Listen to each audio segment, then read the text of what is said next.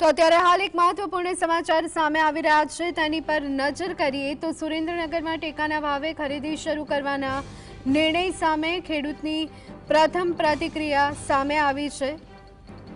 સુરેન્દ્રનગરના ખેડૂતો સરકારની જાહેરાતથી વધુ સંતુષ્ટ જણાતા નથી। તેઓ કહી રહ્યા છે કે માવઠાથી ખેતરમાં કશું જ બચ્યું નથી, ત્યારે ટેકાના ભાવે ખરીદીથી આખરે કેટલો ટેકો મળશે? માવઠાથી મગફળી સહિતના પાકને વ્યાપક નુકસાન થયું છે, ત્યારે આટલા દિવસ પછી પણ હજી સુધી ઘણી બધી વાતોની વચ્ચે માત્ર ટેકાના ભાવે ખરીદીની જાહેરાત કરવામાં આવી છે, ત્યારે ખેડૂત હજી પણ વધુ આશા સહાય પેકેજની જાહેરાતની આશા રાખી રહ્યા છે અને આ બધાની વચ્ચે ટેકાની ખરીદીની જાહેરાત જ્યારે સરકાર તરફથી કરવામાં આવી છે, ત્યારે સુરેન્દ્રનગરનો ખેડૂત આ જાહેરાતથી વધુ સંતુષ્ટ હોય તેવું જણાઈ આવતું નથી।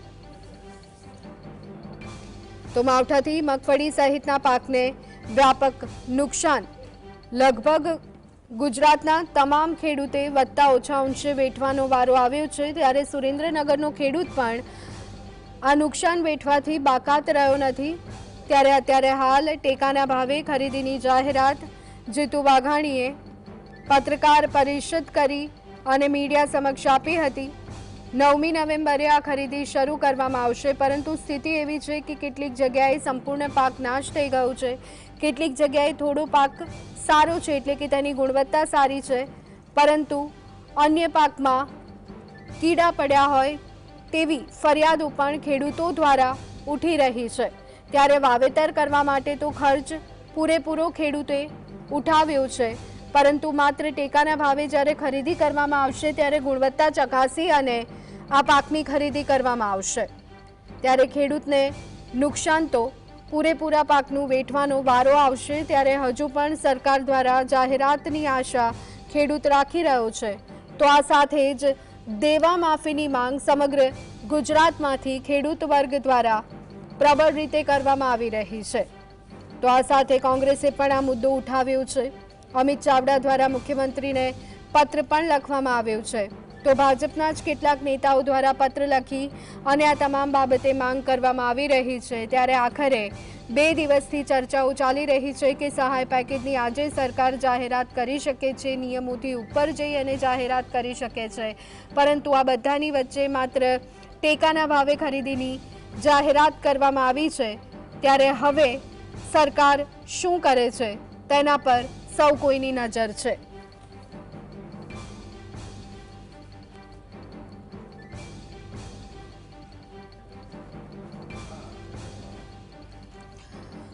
તો આ અંગે વધુ વિગત મેળવી લઈએ। સંવાદદાતા ફઝલ અમારી સાથે જોડાઈ ગયા છે। ફઝલ, જૂનાગઢ બનાસકાંઠા બાદ હવે સુરેન્દ્રનગરના ખેડૂતો શું કહી રહ્યા છે આપણે દર્શક મિત્રોને જણાવીએ। જ્યારે ટેકાના ભાવે ખરીદીની જાહેરાત કરવામાં આવી છે, ત્યારે સુરેન્દ્રનગરનો ખેડૂત કેટલો ખુશ છે?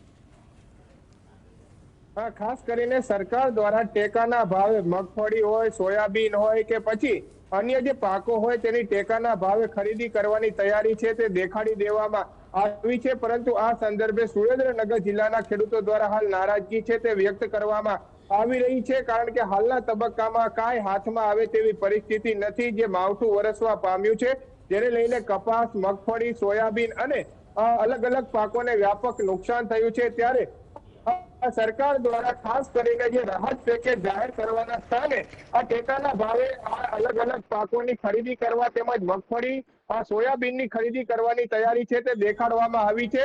ખરેખર સુરેન્દ્રનગર જિલ્લાના ખેડૂતો ઈચ્છી રહ્યા છે કે સરકાર દ્વારા ટેકાના ભાવે ખરીદી નહીં પરંતુ રાહત નુકસાન પેકેજ જાહેર કરવામાં આવે। અહીં વઢવાણ તાલુકાના બાકરથડી ગામના ખેડૂતો છે, તેમની સાથે વાત કરશું। સરકાર દ્વારા કરવાનો પ્રારંભ કરવાની તૈયારી 9મી નવેમ્બરથી દેખાડવા, શું કહેશો, કેવું નુકસાન છે અને અત્યારે સરકારને શું ખરેખર કરવું જોઈએ? રાજ્ય સરકારે જાહેરાત કરી છે કે કાલે 9 તારીખથી ટેકાના ભાવેથી મગફળી ખરીદવાની છે, પણ ખેડૂતો પાસે કઈ છે જ નહીં, તો ખરીદી કરવાની ક્યાં વાત છે? જે મોટા પાયે નુકસાન થયું છે કમોસમી વરસાદથી, તેનું સર્વે કરવાને બદલે ખોટા નાટક કર્યા છે, કઈ દેવું નથી। હજી ગત સાલની સહાય પણ બાકી છે અને આ વખતે હજી રાહત પેકેજને મોટા ફાંકા મારીને વાતો કરે છે કે અમે મોટું રાહત પેકેજ જાહેર કરશું, 3 દીમાં સર્વે પૂરું કરશું.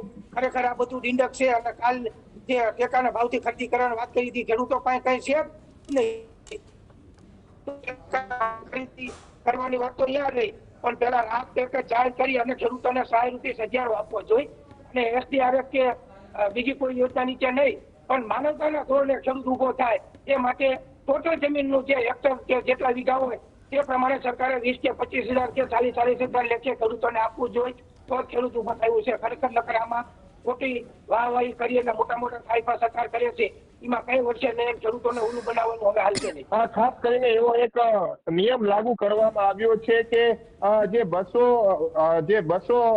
ઓલા દાણા હોય તેમાંથી 140 ગ્રામ મગફળી નીકળે તો જ ખરીદી કરવામાં આવશે. શું કહેશો આ મુદ્દે પર? એ ખેડૂતોનો નવો માલ લેવા માટે, કેમ કે ખેડૂતોનો માલ જે થોડો ઘણો બચ્યો છે એ બગડી ગયો છે વરસાદથી, એટલે એમાં એવો જૂનો દાણો થઈ ગયો છે, એટલે કઈ એવો માલ દાણા એવા નીકળે ને ખેડૂતોને પછી કરતા પ્રકાર કરવું થાય.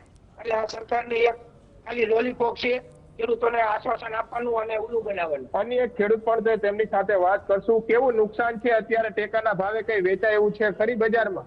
ટેકાના ભાવે તો કોઈ ખેડૂત પાસે અત્યારે વેચાય એવું નથી, અને સતત 26 થી 1 તારીખ સુધી આ વરસાદ ચાલુ રહ્યો હોય તો ખેડૂત પાસે કોઈ એવું વેચાય એવું માલ નથી. અને આ સરકાર તો લોલીપોપ આપે કે અમે ટેકાના ભાવથી ખરીદી, પણ ખરીદતા નથી. અને એક મોટી મોટી જાહેરાતો કરે કે અમે ખેડૂતને આ રાહત પેકેજ જાહેર કરી દીધું અને ખેડૂતને એવું પ્રોત્સાહન આપ્યું કે હેક્ટરે 22 થી 1,000 રૂપિયા જેવું આપશું, પણ એવું તો એક ખાલી લોલીપોપ જ છે. અન્ય ખેડૂત પણ છે, તેમની સાથે વાત કરશું. કાકા, તમે તો ઘણા વર્ષોથી ખેતી કરો, સૌથી વધુ માવઠાનો માર છે, મગફળીને નુકસાન છે, સુરેન્દ્રનગર જિલ્લો મગફળીનો હબ ગણાય છે. આ ટેકાના ભાવે ખરીદીની વાત છે, કેટલી યોગ્ય અત્યારે સહાયના રૂપથી? સહાય સરકારને અત્યારે આપવી જ જોઈએ. અત્યારે બધું સાફ થઈ ગયું છે, બધું હળી ગયું છે, ખેતરમાં કઈ છે જ નહીં, મગફળી નથી, કપાસ નથી, કઈ નથી, તો સરકારને સહાય આપવી જ જોઈએ. ટેકાના ભાવે શું વેચશો? સરકાર તો જાહેરાત કરે છે. ટેકાના ભાવ કઈ છે જ નહીં, શું વેચે? કપાસ નથી, મગફળી નથી, વેચે શું? તો સરકારે જાહેરાત તો કરી છે ખરીદી કરશે, લલચાવે ખોટા. બાકી કઈ થશે? કઈ થાય એવું નથી. ખાસ કરીને સુરેન્દ્રનગર જિલ્લાના ખેડૂતો કહી રહ્યા છે કે 9મી નવેમ્બરથી જે ટેકાના ભાવે ખરીદી શરૂ થવાની છે, પરંતુ સુરેન્દ્રનગર જિલ્લાના ખેડૂતોનો જે મહામૂલો પાક હતો મગફળી પકવતો જિલ્લામાં મોખરાનું સ્થાન સુરેન્દ્રનગર જિલ્લો ધરાવે છે, ત્યારે મોઢામાં આવેલો કોળિયો છે તે સરકાર જે કુદરતે તો છીનવી લીધો છે, પરંતુ સરકાર પણ તેમની સામે જોવા તૈયાર નથી.